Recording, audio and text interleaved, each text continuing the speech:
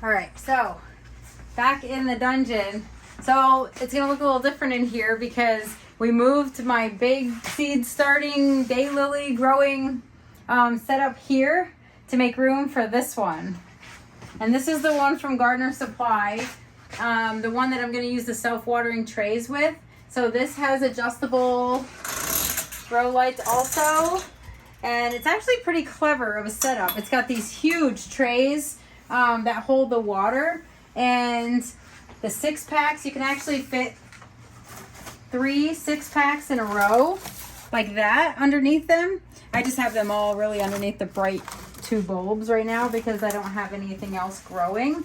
But anyway, so yeah, so now I have 3 setups along with your shop lights in the garage. So, but I wanted to give you an update of the daylilies. Look at these babies. I mean, look at the size. So this has 3 growing in them. And these were my babies, my little sprouts that started like this.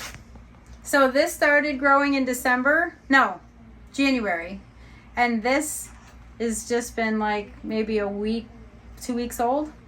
Yeah, 2 weeks old. The same type of lily? Yeah, same thing. So it goes from these tiny little green sprouts to this in 2 months. So that's why if you don't have space to grow them and you're starting them early, look, I actually have to trim them or move the light up. They're getting really big. But anyway, some of my favorites I wanted to show. Is this one? Yes. So like this one, for example, I have 1 fan in it. Look how beautiful it is. It's getting crispy at the top because it's like too near the lights. But anyway, there's only so much space I have. Can I pull that off? Yeah. So this daylily is one of my favorites. I mean, it's one of my favorite crosses. So I bought this. It's called Steve's Lost His Pants crossed with clown pants. So What? I know it sounds crazy, but I've been after like the clown pants sort of variety for a while, and you can't really buy the fan. You can't buy a clown pants plant. So I bought crosses from the guy who owns Clown Pants, and these are his crosses. So I have a whole ton of like Clown Pants crosses and seedlings, so I'm hoping to get something fun. So what does Steve Lost His Pants look like? I'm going to show you. Is it a pale bulb, or did he get some sun? No, it's awesome. It's stripes. He's got striped pants. Oh, does he? Good. Yeah. I don't know what it looks like when he lost his pants, but hopefully this didn't lose the stripes on the pants because that's what I'm looking for. But anyway, that's a fun one. So the ones that I grew in my own garden, like for example, which one am I excited about? Ooh, so Killer Green Bananas. This is an offspring of a cross I made with Killer Green Bananas. Look how healthy that looks. I love it. Like this is probably gonna bloom this year. Most of these, that's the only reason I'm growing them so early and so long is because by the time they get outside in 2 months, I'll probably get decent blooms out of most of these, and then I can see if I want to keep them or give them away. So yeah, so that's exciting. And some of these are crosses I made in my own yard. Some of these are crosses I spent a little bit of money on, as are these. So here are some more babies. Actually, these look like they need a little water. But anyway, so these are kind of crosses that I saw and I was like, ooh, that looks like it has really cool potential for something fun. And I'm just growing them. Some of them are crammed. Like this one has 5 daylilies in 1 pot. So those I don't expect to get too large by the time I plant them out. These I don't expect to bloom this year. Those I expect something out of, and judging by how I did it last year and the size of them, I will get some bloom because I did have first year blooms on a few last year. So that's exciting. I have down here, look at these babies. So these are my sweet peas.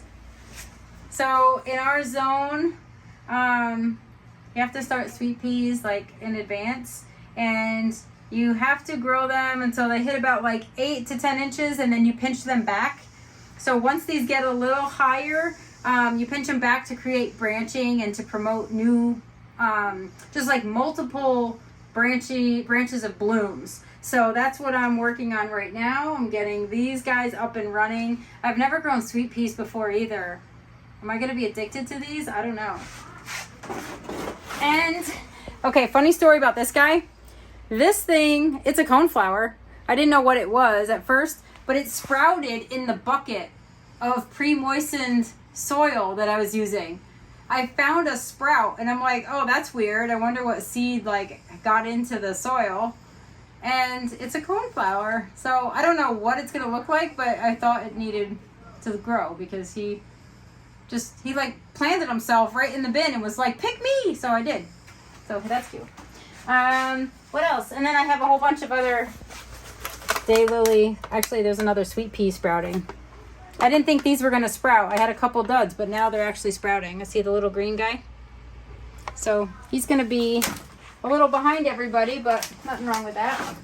And I have another tray of Daylily crosses that are starting to, see, some of them are starting, and then they'll need to be potted up. So are you growing daylilies sporadically so you get different buds throughout the season, or is it just No, I'm growing room issues? I'm growing those because I had a hard time not buying them. And you know what happens is these hybridizers, they sell all winter long, and they list these combinations of crosses they made. Like some of these I bought 2 weeks ago, and they mail you the seeds, and I'm like, okay, I'm going to start them. So if they listed them like way back in December when I could buy them and then I would grow them all at once, I would do it. But unfortunately, you know, I'm always poking around the groups and like, oh, somebody's going to be listing seeds. So I'll go in and see what they have for sale. And I'm like, oh, I don't have anything like this. Well, you know, like for example, I'll show you one that I'm really super excited about. And it's kind of funny. Where is it?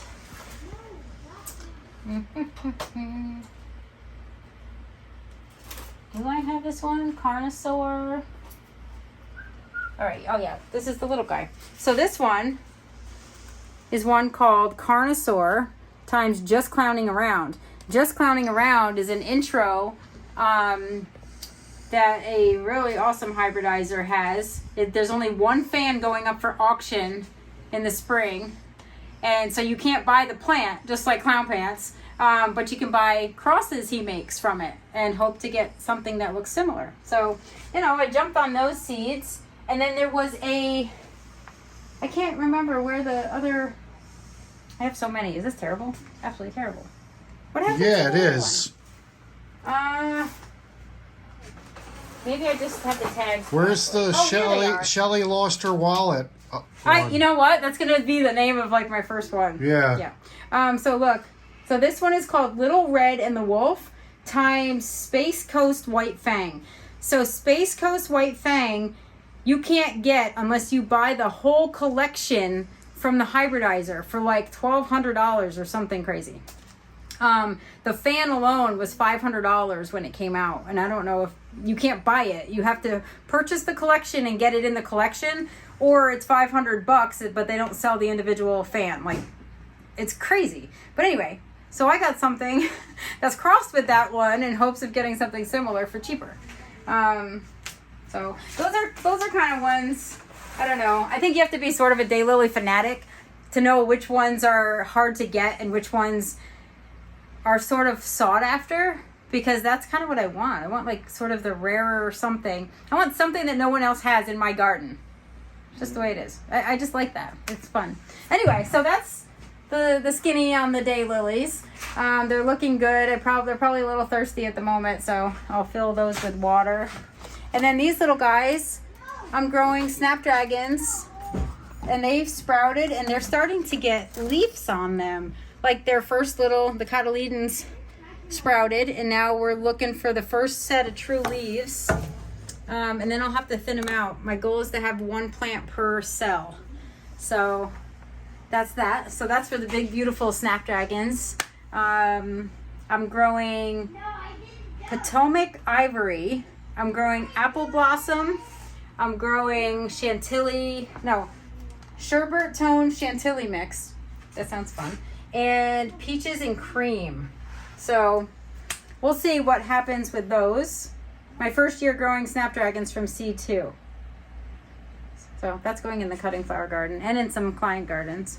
And then I have we just did the Ranunculus. So the Ranunculus are going to go here with a little bit of a dome on it to keep the moisture in. And then there's the ginger that's drying out. So I cut these this morning. Let's see if I can find one of the ones that I sliced. That looks like one. Oh, this is definitely one. Look. See the color difference? So that's starting to scab over. So that's what we want. Down here, they'll be lucky not to dehydrate. Oh, and surprise, surprise. This went outside because these are all daylily seeds that wouldn't sprout after stratification. So what I did was I potted them up, and then I put the humidity dome with you know, almost like I was going to winter sow them, and I stuck them outside in the snow and the ice, and the snow and the ice, and now I brought them in. So we'll see how many have that will to live now that they're in warm temperatures again, and they had some real thaw and freeze cycles hit them. So hopefully that will break them into, or help them break dormancy. Because I need another like 50 daylilies, right? You know. But anyway, so that's it. That's kind of like what's going on here. So I've expanded my grow lights. I'm expanding, like I'm doing some annual flowers. I think you've expanded the electric bill too. Actually, not too bad. Really? Maybe $5 a month. $5 a month to have all these They're lights. actually they don't really draw a lot of energy. Really? Yep. Well, it's awful hot in here. They It's draw hot. a lot of. It is. You know what? The ginger's gonna love it. I won't even need to like put a heat mat on it because it's gonna be like, whoop, I'm fine. It's gonna feel tropical. It is tropical. I had a sweatshirt on and I'm dying. I'm like, I have to take the sweatshirt off before I even film because it's exhausting. I know it does. It's very hot and humid in here. Yeah, right it makes now. you like that's why I like doing stuff upstairs. I know it's like messy in the kitchen and all, but it like when you're doing stuff down here and it's like, oh my god, then we have a tiny little window that we can open, but I can't reach it. So, and you weren't here today, so I was like, I'm gonna do it upstairs, nice and cool. Plus I have water up there and. So you know your quick update's about 12 minutes long because Yeah, you know okay, well. you just are always updating and have a lot to update, obviously. Well, you know, but this is exciting. I mean, I don't care. People probably click off the video by the time they know I'm on a rant. It's okay. But it's exciting. At least you'll know what's happening. Like, it's kind of fun to keep you updated. I'm having fun just growing new things. I'm kind of out of space. I have 2 shelves to do some growing in right now. And then everything else is going under the shop lights in the garage down there. Like the Ranunculus and stuff, the daylilies are going to start migrating down there so I can start getting my warm weather crops planted and sprouted. You know, tomatoes are coming up soon in a month. You know, and I'd rather have them under here, under the lights. And people thought we just planted our butts on the sofa and we're couch potatoes I all winter. know. I know. Well, you might be. I'm definitely not. I can't be allowed to be a spud on the couch. It's too exciting. You want to film. Don't you want to know what's going on? Half the time you find an update, you know what I'm doing, or you find out what I'm doing in these videos. It's the only time I find out what I'm doing because you have many witnesses.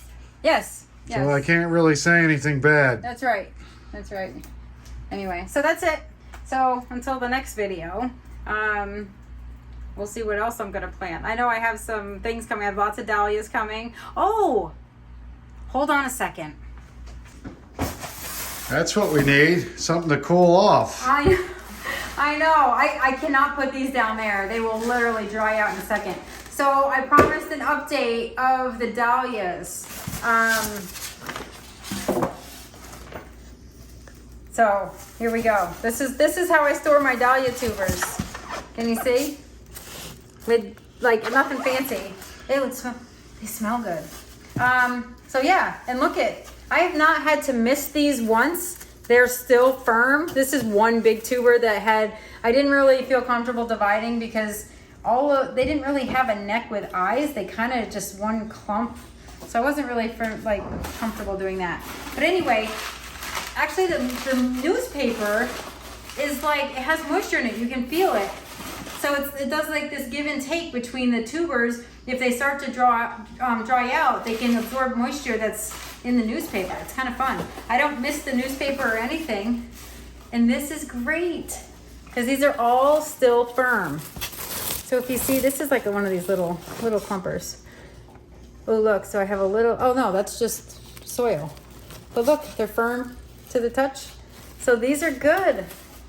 This is exciting. So they made it through. I told you, there was a guy in a forum that said, oh, just wrap them in saran wrap, put them in an Omaha steak cooler, which I actually had, and put newspaper in them. And he goes, I've never lost a tuber. And I'm like, you know what? I have all those things. I'm going to try. And here are some of the small tubers, but they're firm. They're great. Like nothing. Sonic Bloom, which I actually labeled on the tuber. I haven't had to like worry about the moisture or anything in these, and they're firm as anything. So March is the month that these start to get, they sprout.